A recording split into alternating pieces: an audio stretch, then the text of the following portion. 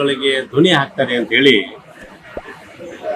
ಮಾನ್ಯ ಸಿದ್ದರಾಮಯ್ಯನವರ ನೇತೃತ್ವದ ಸರ್ಕಾರ ಅವರಿಗೆ ಜವಾಬ್ದಾರಿಯನ್ನು ಕೊಟ್ಟಿದೆ.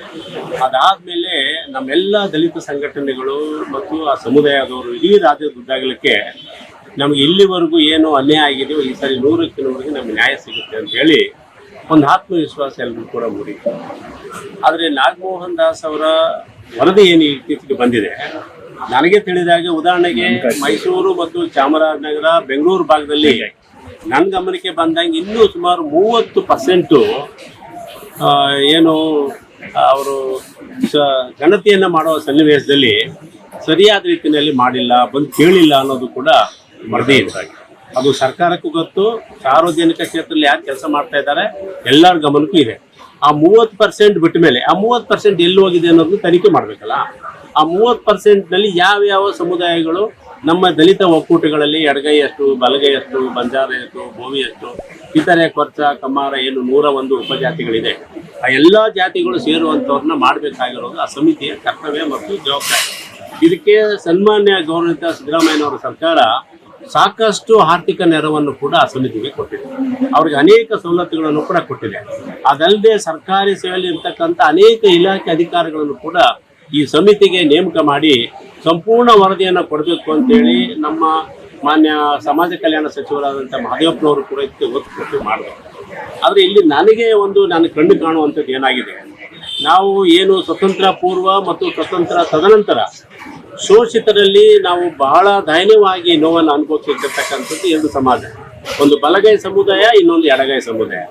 ಈ ಎಡಗೈ ಸಮುದಾಯದ ಎಲ್ಲ ಪಕ್ಷಾತೀತವಾಗಿ ಅವ್ರು ಎಲ್ಲ ಜಿಲ್ಲೆಗಳಲ್ಲೂ ಓಡಾಡಿ ಸಂಘಟನೆಯನ್ನು ಮಾಡಿದ್ರು. ಆದರೆ ದುರಂತ ನಮ್ಮ ಈ ಬಲಗೈಲು ಸಮುದಾಯದವ್ರದ್ದೇ ನಮ್ಮಲ್ಲೇ 3 ಜನ ಮಂತ್ರಿಗಳಿದೆ.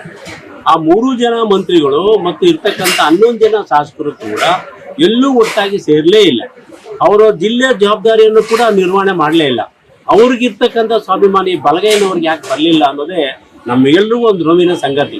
ಹಾಗಾಗಿ ಇವತ್ತು ಏನು ಮೈಸೂರಿನಲ್ಲಿ ಸನ್ಮಾನ್ಯ ನಮ್ಮ ಹಿರಿಯ ಅಣ್ಣ ಹರಿಹರ ನಂದಸ್ವಾಮಿ ಅವರು ಮತ್ತು ನಮ್ಮ ಶಿವು ಅವರು ಇವರೆಲ್ಲರೂ ಕೂಡ ಹೋರಾಟದ ಜವಾಬ್ದಾರಿಯನ್ನು ತೆಗೆದುಕೊಂಡು ಏನು ಮಾಡಿದ್ದಾರೆ ಅದನ್ನು ನಾನು ಬೆಂಬಲಿಸ್ತೇನೆ.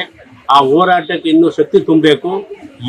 ಏನೆಲ್ಲ ಅನ್ಯಾಯಗಳಾಗಿದೆಯೋ ಅನ್ಯಾಯವನ್ನು ಸರಿಪಡಿಸಿಕೊಂಡು ಈಗಲಾದರೂ ಸರ್ಕಾರಕ್ಕೆ ತಪ್ಪು ಮಾಹಿತಿ ಹೋಗದಂಗೆ ಕೊಡಬೇಕಾಗಿರೋದು ಆ ಸಮಿತಿಯ ಜವಾಬ್ದಾರಿ. ಸನ್ಮಾನ್ಯ ಮುಖ್ಯಮಂತ್ರಿಗಳು ಮತ್ತು ಸಚಿವ ಸಂಪುಟ ಮೊನ್ನೆ ಇದ್ದಂಥ ಕ್ಯಾಬಿನೆಟ್ನಲ್ಲಿ ಅದು 14ನೇ ತಾರೀಕು ವಿಶೇಷ ಸಭೆಯನ್ನು ಕರಿತೀನಿ ಅಂತ ಹೇಳಿದ್ದಾರೆ.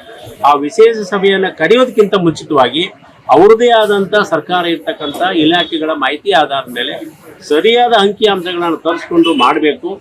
ಆದರೆ ಎಲ್ಲರಿಗೂ ಕೂಡ ಈ ರಾಜ್ಯದಲ್ಲಿ ಗೊತ್ತಿರ್ತಕ್ಕಂಥದ್ದು ಸನ್ಮಾನ್ಯ ಖರ್ಗೆ ಸಾಹೇಬರು ಇವತ್ತು ರಾಷ್ಟ್ರದ ಅತ್ಯುನ್ನತ ಸ್ಥಾನದಲ್ಲಿ ಕಾಂಗ್ರೆಸ್ ಪಕ್ಷದಲ್ಲಿದ್ದಾರೆ.